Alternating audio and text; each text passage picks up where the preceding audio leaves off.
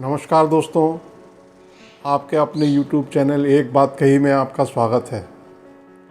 मैं राजेश चतुर्वेदी एक बार फिर हाजिर हूँ आपके सामने।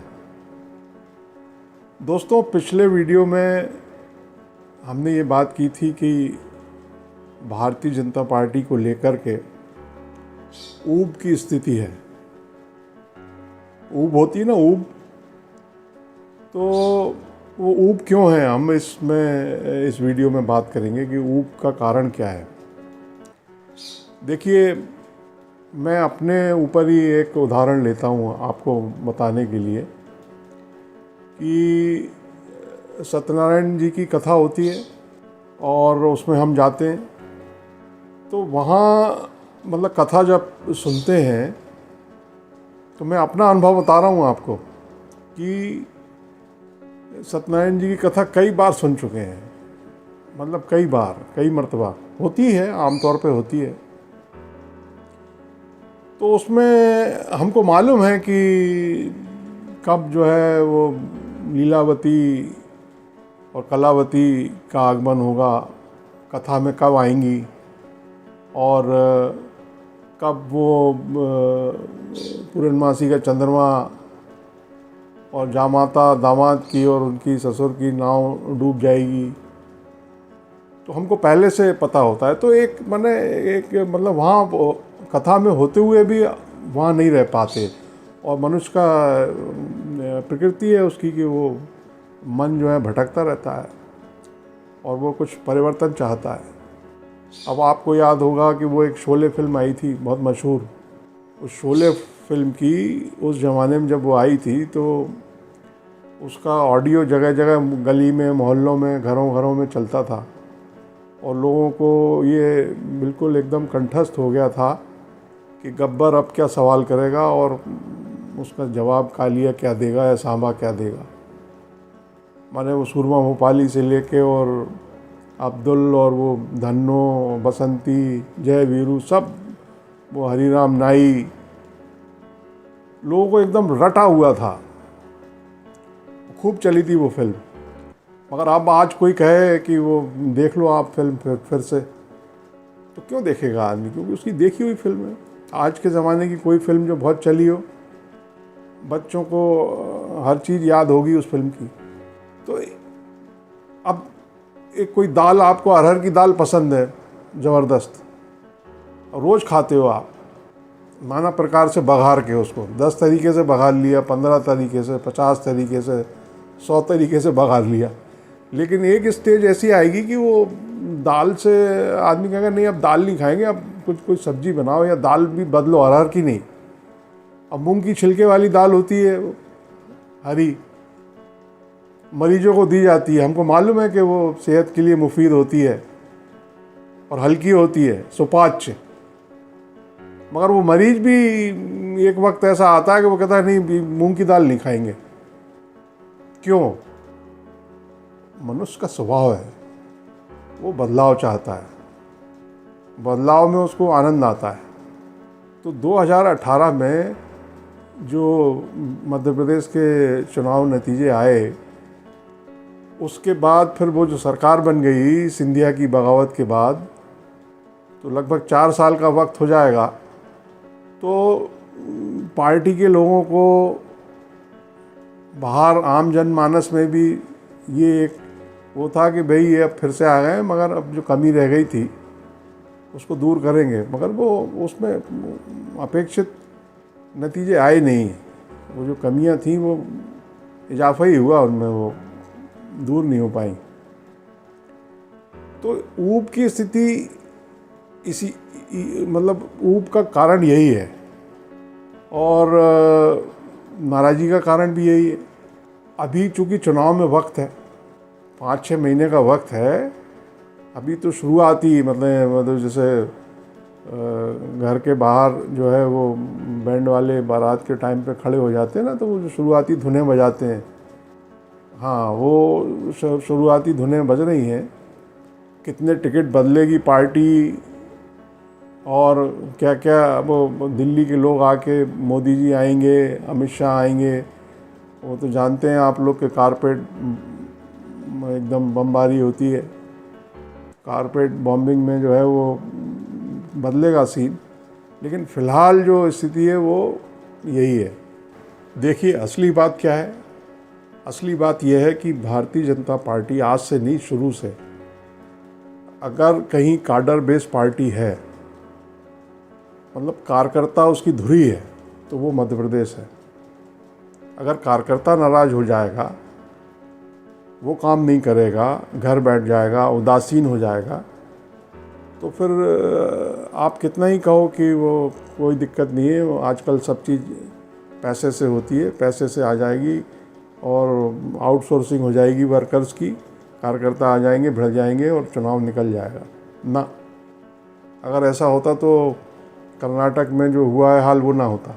तो पैसा सब कुछ नहीं, कम से कम मध्य प्रदेश में, क्योंकि और फिर कार्यकर्ता कौन है? कार्यकर्ता कोई स्काई लैब से तो गिरा नहीं है, या वो पैराशूट से थोड़ी उतरा है।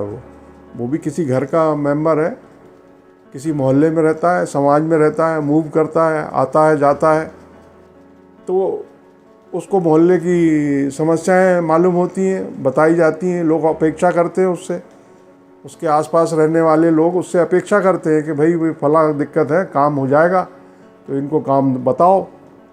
और वो काम लेके आता है, वो काम लेके ग्वालियर से आता है, मंडला से आता है, डिंडोरी से आता है, और यहाँ आने के बाद, भोपाल आने के बाद जो राजधानी है उसको भाव मिलता नहीं है, तो उसके अंदर एक फ्रस्ट्रेशन, गुस्सा, निराशा तुरंत जो है वो पैदा हो जाती है।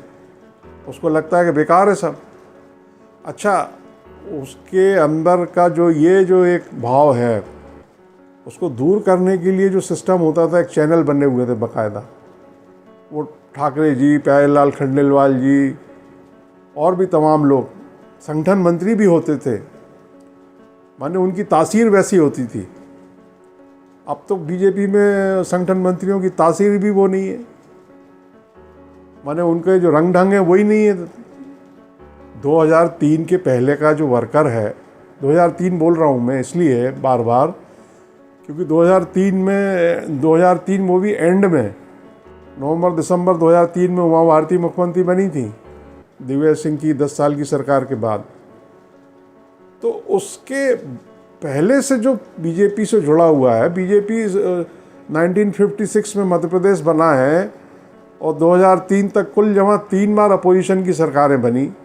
पहली बार वो ज्योतिरादित्य सिंधिया की दादी राजमाता जी ने कांग्रेस से रिवोल्ट करके वो गुस्सा हो गई थी तत्कालीन चीफ मिनिस्टर डीपी मिश्रा से, तो उन्होंने कांग्रेस को तोड़ के और वो गोविंद सिंह को अलग करके और संवित सरकार, संयुक्त विपक्षी दल की सरकार, संवित कहा जाता है उसको, वो बना दी थी, वो बनवा दी उन्होंने, राजमाता जी ने। तो वो चली कुछ दिन, उसके बाद 77 में 1977 में जनता पार्टी की सरकार बनी, शैलेजा जी चीफ मिनिस्टर बने, जोशी जी बने, पटवा जी बने। पटवा जी तो 1 महीने के लिए बने तो 77 से 80 की सरकार में, और फिर 90 में फिर 2-2.5 साल के लिए पटवा जी बने। तो कुल जमा 3 बार सरकार बनी है, 1956 से लेके और 2003 तक, कुल 47 साल हो रहे हैं, वरना कांग्रेस ने राज किया। तो 2003 के पहले बीजेपी का जो काडर है या कार्यकर्ता है, उसने सिवाय संघर्ष के किया क्या है? तो वो जहाँ रहता था 2003 के पहले, जिस भी मोहल्ले में, जिस शहर में, जिस कस्बे में, जिस गांव में, तो लोगों को भी पता था कि भाई इनकी सरकार तो है नहीं है, मगर ये लगे रहते हैं बेचारे। अब इनकी अगर सरकार हो, कार्यकर्ता कहता भी था कि भाई हमारी सरकार ही नहीं है, हम क्या करें, हम केवल आपकी सुन सकते हैं और सुख दुख में सहभागी बन सकते हैं। तो वो ऐसे अपना काम चलाता था। मगर अब तो 2003 से सतत सरकार है, 2003 से लगातार सरकार में है भारतीय जनता पार्टी। तो उस कार्यकर्ता की भी अपेक्षाएं स्वाभाविक हैं, और जहां वो जिस सोसाइटी में मूव कर रहा है वहां के लोगों की भी अपेक्षाएं स्वाभाविक हैं उससे। और ऐसी स्थिति में अगर उसका कोई काम ना हो, उसकी कोई सुनवाई ना हो, तो उसका गुस्सा लाजमी है। तो उसका गुस्सा दूर करने के लिए जो ठिये होते थे वो भी नहीं है आजकल। आजकल वो भी ठिये गायब हैं, लापता हैं। और उनको तैयार करने का भी कोई इंतज़ाम नहीं है। कोई होना भी नहीं चाहता, उस तरीके से तैयार होना भी नहीं चाहता, क्योंकि वो चने चवेना वाला कहानी ख़त्म हो गई। वो भाई मुग़ल आज़म का ज़माना थोड़ी है ये। अब तो 3D की फिल्में चल रही हैं। अब कहाँ, अब तो टूटी चप्पल पहन के काम चलाते थे, अब तो रीबॉक के 30,000 के 40,000 के जूते पहन रहे हैं लोग। वो सारी कहानी बदल गई है, एक ये भी सच्चाई है। तो खैर, अब संगठन की स्थिति क्या है?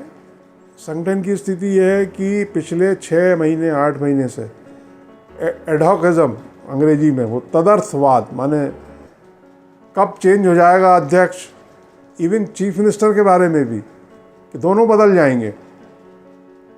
ये 6-8 महीने से जो एक अस्थिरता का जो भाव है। अब बीजेपी की जो प्रदेश इकाई के अध्यक्ष हैं VD शर्मा, विष्णुदत्त शर्मा, उनकी उम्र कम है, नौजवान है, और भारतीय जनता पार्टी में काम करने का उतना अनुभव भी नहीं है। ये उनके माने जो उनके आलोचक हैं वो इसको गिनाते हैं। लेकिन अब ऐसी स्थिति में जब उनकी नियुक्ति हुई थी, तो फरवरी में 3 साल का कार्यकाल शायद हो गया है उनका, और अब बढ़ा दिया है कि नहीं बढ़ाया, क्योंकि इसकी कोई पब्लिक डोमेन में कोई सूचना तो आई नहीं है। और राज्यों की देखने में आई थी कि वो बढ़ा दिया या नई नियुक्ति हो गई, मगर यहाँ मध्य प्रदेश में क्या है, ताज़ा उसका कोई पब्लिक डोमेन में नहीं है। माने कोई अगर चिट्ठी दिल्ली से आई भी है, तो स्थिति ये है कि पिछले दिनों मध्य प्रदेश भाजपा की प्रदेश कार्य समिति की बैठक हुई, और वर्किंग कमेटी सारी, चूँकि MP में बाइपोलर पॉलिटिक्स है, 2 ही पार्टियाँ, एक बीजेपी है और एक कांग्रेस है, दोनों जगह कार्य समितियाँ बनी हुई हैं प्रदेश की जो बॉडी है। तो ऐसा जहाँ तक जानकारी है कि वो बैठक जो बीजेपी कार्य समिति की, बगैर किसी राजनीतिक प्रस्ताव को पारित किए हुए, राजनीतिक प्रस्ताव छोड़िए, कोई प्रस्ताव पारित नहीं हुआ। न कृषि खेती पे कोई, अमूमन जो है कि ये परंपरा रहती थी कि 2-3 प्रस्ताव तो पारित होते ही हैं, कोई प्रस्ताव पारित नहीं हुआ। और डायस पे जो नेता थे उनके भाषण हुए, माने वन साइडेड संवाद, एक तरफा संवाद हुआ। डायस के नेताओं ने अपने भाषण दिए, आभार वगैरह हुआ, हाई टी हो गई, और शाम को सब लोग अपने अपने घर चले गए। क्यों, ऐसा क्यों हुआ? क्योंकि किसी ने या तो ये बताया ही नहीं। भाई अगर कोई और बोले, भाई वहाँ कोई मतलब मन की बात तो हो नहीं रही थी, तो कार्य समिति है, परस्पर आदान प्रदान होना चाहिए था कि राज्य भर से जो डेलीगेट आए हुए थे वो अपने अपने इलाके में, अपने अपने ज़िलों में। और ख़ास बात क्या है? ख़ास बात ये है कि इलेक्शन का टाइम है, माने दरवाजे बारात आ गई है, और अपन बर्तन वगैरह ढूंढते फिर रहे हैं कि साहब वो जग कहाँ रखा है, और थाली कहाँ गई, और कटोरी कहाँ गई। वो धुनें बजा रहे हैं बैंड वाले, जो शुरुआती धुन होती है वो शुरू कर दी उन्होंने बजाना, और अपन बड़बड़ाते फिर रहे हैं। इलेक्शन के टाइम में मीटिंग हो रही है, बैठक हो रही है, और वो जो डेलीगेट्स आए हैं वो बेचारे श्रोता की तरह रह के और चले गए। वो भी कुछ नहीं बोले। क्यों नहीं बोले? क्योंकि शायद उनको भी ये मालूम है कि बोलने से होना जाना क्या है। बोलने से कुछ होना जाना तो है नहीं। अपने नंबर और कम कराओ, और तब कम कराओ जबकि अभी टिकट विकेट का मामला है, तो कोई क्यों अपना उस लिस्ट में नाम लिखाना चाहेगा। तो बहरहाल वो बैठक हो गई। बड़े बड़े जो नेता जिन्होंने अच्छा खासा समय बताया, वो प्रदेश कार्यालय में जो बरसों कार्यालय मंत्री रहे, ऐसे लोग कार्यालय पहुंचते हैं, किसी मीटिंग में पहुंचते हैं, उनको पहचाना नहीं जाता, मगर वो टहल के चले आते हैं, और वो बताते हैं फिर कि भाई हम तो, किसी ने हमें ये भी नहीं कहा कि आप बैठो। तो जब ये स्थिति हो तो आप अंदाज़ा लगाइए कि ये जो चीज़ें हैं ये नीचे तक पहुंच रही हैं, पर्कुलेट हो रही हैं। तो ये एक बड़ा कारण है। माने ये जो चेहरे हैं, चेहरे जो है ऊब का और एंटी इनकम्बेंसी का बहुत बड़ा कारण है। खासकर सरकार चूँकि 19 साल, जैसा कि मैंने पिछले वीडियो में भी बताया था कि 19 साल की सरकार हो जाएगी। माने 18 साल की उम्र होती है वैध, 19 की हो जाएगी, एकदम परिपक्व। तो पूरी जो वो है वो ले दे के सरकार पर है, चेहरों पर है। अच्छा, ऐसा नहीं है कि मुख्यमंत्री शिवराज सिंह चौहान ने प्रयास नहीं किए। 2000 अगर आप पीछे जाएं तो 2005 में मुख्यमंत्री चौहान ने बाबूलाल गौर को रिप्लेस किया था। 8 का इलेक्शन वो बतौर मुख्यमंत्री लड़े, पहला इलेक्शन। और 2007 में वो अपनी पहली रिजीम में, माने वो 3 साल की थी, उसमें वो लाडली लक्ष्मी योजना लेके आए थे जो पूरे देश भर में लोकप्रिय हुई और कई राज्यों ने उसको अडॉप्ट किया, अपने यहाँ लागू किया, जो कि वो करती ही है। 2008 में शिवराज सिंह चौहान अपना पहला इलेक्शन बतौर मुख्यमंत्री जीते और 13 तक उनका, माने जैसे आजकल मोदी जी का डंका बज रहा है, ऐसा भाजपा की सियासत में, माने देश की बात नहीं कर रहे कि सारी पूरी पॉलिटिकल पार्टीज़ के लिहाज से नहीं, लेकिन बीजेपी की जो सियासत थी उसमें उनका डंका बज रहा था। और आपको याद होगा कि वो जो है प्रधानमंत्री पद के दावेदारों की जो लिस्ट बनी थी बीजेपी की, उसमें उनका नाम आ गया था और मीडिया में भी उनकी व्यापक पैमाने पर चर्चा होने लगी थी। और बड़ी इंक्लूसिव समावेशी राजनीति, चौहान जब चीफ मिनिस्टर बने तो उन्होंने अपने शुरुआती सालों में, माने 2013-14 तक उन्होंने समावेशी राजनीति की। उनके सरकारी बंगले पर अगर होली मनती थी तो रोज़ा इफ्तार और सिखों के लिए भी और ईसाइयों के लिए भी सारे मतलब आयोजन होते थे। मगर और आप ये भी देखिए कि सियासत किस ढंग की कि वो तत्कालीन प्रधानमंत्री मनमोहन सिंह के वो कोयला का मामला हो, किसानों का मामला, किसानों का तो खैर बाद में वो धरने बैठे थे, मगर उस समय वो 2 बार बाकायदा उन्होंने पूरे देश भर की जो हेडलाइंस थी मीडिया की वो उन्होंने हासिल की थी। और वो कोयले वोयले को लेकर के और बिजली के मामले में तमाम मुद्दों पर वो केंद्र सरकार के खिलाफ धरने पे भी बैठे थे। उन्होंने बाकायदा टेंट लगा के अपना ऑफिस चलाया था। उनका ग्राफ इतनी तेज़ी से बढ़ा कि जो उनके समकालीन भारतीय जनता पार्टी के अंदर उनके जो समकालीन लोग थे, चाहे वो कैलाश विजयवर्गीय हों, नरेंद्र सिंह तोमर हों, अनूप मिश्रा हों, या और भी कई सारे नाम हैं, कुछ छत्तीसगढ़ में चले गए, प्रहलाद पटेल हों, वो सब धीरे धीरे पीछे छूटते गए और केवल शिवराज सिंह चौहान, माने 2017 तक लगभग 9 साल, सॉरी 2014 तक, 2000 आप 5 से लगाइए तो 2014 तक माने कब, जब नरेंद्र मोदी प्रधानमंत्री बन गए। 2014 के मोदी के प्रधानमंत्री बनने के बाद 2014 में, तब से फिर थोड़ा सा मतलब जो उनकी एक जो थी ना, एक तेवर जो थे, वो तेवर में कहीं ना कहीं एक थोड़ा सा दबाव सा दिखा। माने पब्लिक में जो एक परसेप्शन बना वो ये बना कि साहब चौहान का जो एक अंदाज़ रहता था ना, वो अंदाज में कुछ कमी आने लगी। और उसका कारण जो बताते हैं भारतीय जनता पार्टी में भी लोग बताते हैं कि मोदी को, आपको याद होगा, प्रधानमंत्री पद का दावेदार घोषित कर दिया गया था बीजेपी की तरफ से। तो भोपाल का जो टीटी नगर का दशहरा मैदान है, वहाँ एक सभा हुई थी, वो नवंबर की बात है, नवंबर 2013 की। और वो सभा असल में पिट गई थी, फ्लॉप हो गई थी। नरेंद्र सिंह तोमर तब भारतीय जनता पार्टी की प्रदेश इकाई के अध्यक्ष होते थे और मोदी जब भोपाल पहुंचे थे तो वो एयरपोर्ट से सीधे मुख्यमंत्री निवास गए थे और बाकायदा उन्होंने आधा 1 घंटा वेट किया था ताकि वहाँ जो दशहरा मैदान में जो भी भीड़ है वो हो सके, मतलब थोड़ा भर तो जाए वो मैदान। अच्छा, ये जो है ये कई पार्टियों के नेता करते रहे हैं शुरू से, मतलब अनादिकाल से ये होता रहा है। तमाम नेता ही करते हैं, जब वो देख लेते हैं खबर उनको मिल जाती है कि नहीं अब ठीक ठाक भीड़ आ गई, तो वो फिर जाते हैं वहाँ। तो वो मैदान में शायद 5-6 हज़ार लोग थे दशहरा मैदान में।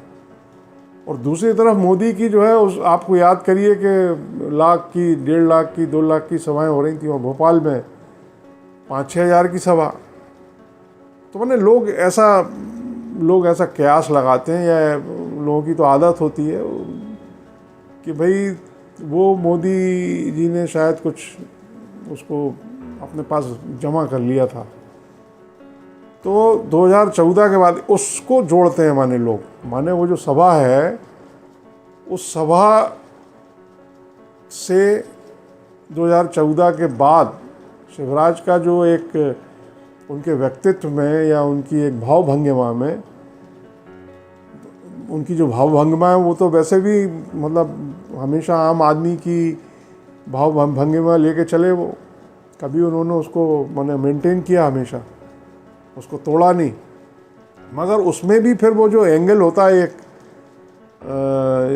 ज्योमेट्री में पढ़ाते हैं एक्यूट एंगल, अंग्रेजी में, हिंदी में न्यून कोण बोलते हैं, हाँ।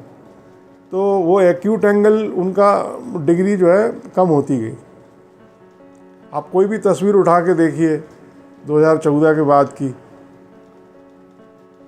आपको लगेगा, आप महसूस करोगे इस बात को।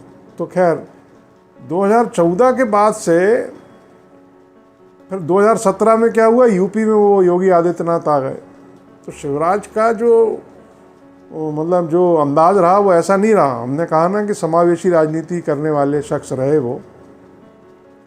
तो 2017 में योगी के आने के बाद उनकी भी उसमें चेंज है। उन्होंने सोचा कि भाई अब 14 में मोदी बन ही गए थे प्रधानमंत्री, तो उन्होंने वो गाड़ दूंगा, उल्टा लटका दूंगा, और वो बुलडोजर भी आ गया मध्य प्रदेश, ये सब होने लगा।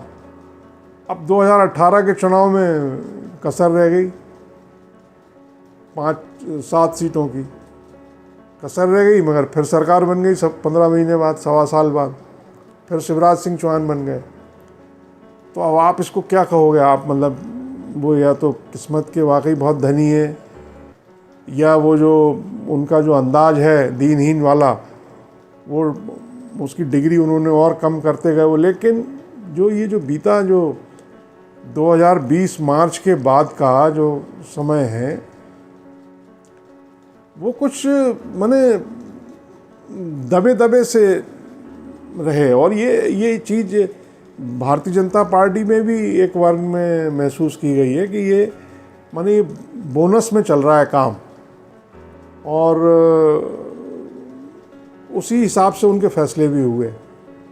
तो माने जिस परिवर्तन की पार्टी के लोगों ने भी, पब्लिक का तो छोड़ दीजिए आप, पार्टी के लोगों ने भी जो एक जिस परिवर्तन की मतलब अपेक्षा की थी या चाह रहे थे लोग, वो वैसा हुआ नहीं है। इसीलिए सरकार और संगठन के स्तर पर 6-8 महीने से तो बिल्कुल है कि स्थिति एकदम तदर्थ वाली है, माने स्थिरता नहीं है उसमें, ठहराव नहीं है।